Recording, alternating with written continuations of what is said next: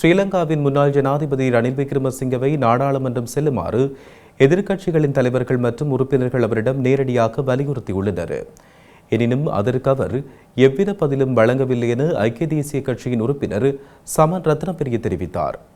Colombo flower வீதியில் அமைந்துள்ள முன்னாள் ஜனாதிபதி ரணில் விக்ரமசிங்கவின் அரசியல் அலுவலகத்தில் எதிர்க்கட்சிகளின் தலைவர்கள் மற்றும் உறுப்பினர்களுக்கிடையில் விசேட சந்திப்பு ஒன்று நேற்று இடம்பெற்றது. இந்த சந்திப்பின் பொழுது ஐக்கிய தேசிய கட்சியின் சிரேஷ்ட உறுப்பினர்கள் மற்றும் ஏனைய கட்சிகளின் முக்கிய பிரதிநிதிகள் பலரும் கலந்து கொண்டனர். இந்த சந்திப்பு தொடர்பில் ஊடகங்களுக்கு கருத்து வெளியிட்ட ஐக்கிய தேசிய கட்சியின் உறுப்பினர் சமன் ரத்னபிரிய முன்னாள் ஜனாதிபதி ரணில் விக்ரமசிங்கவுடனான இந்த சந்திப்பில் அரசாங்கத்தின் தற்போதைய செயற்பாடுகள் குறித்து அவதானம் செலுத்தப்பட்டதாக கூறினார். அரசாங்கத்தின் முகாமைத்துவ திறனின்மை, அதிகாரிகளுடனான ஒருங்கிணைப்புகளின்மை, அரசு அதிகாரிகள் அரசியல்வாதிகள் கூறுவதை கேட்டு செயல்படாத நிலை, மறுபுறம் சில அரசியல்வாதிகள் அதிகாரிகளை நெருக்கடிக்கு உள்ளாக்குதல் போன்றவை குறித்து அவதானம் செலுத்தப்பட்டுள்ளது. இவ்வாறான நிலையில் நாடு முன்னோக்கி செல்வது மிகவும் கடினமாகும் என்றும் இதனால் நாடாளுமன்றத்துக்கு செல்லுமாறு ரணில் விக்ரமசிங்கவிடம் வலியுறுத்தியதாக அவர் கூறியுள்ளார். எனினும் அவர் புன்னகைத்து அதற்கு எந்த பதிலும் கூறவில்லை என்றும் தெரிவித்தார்.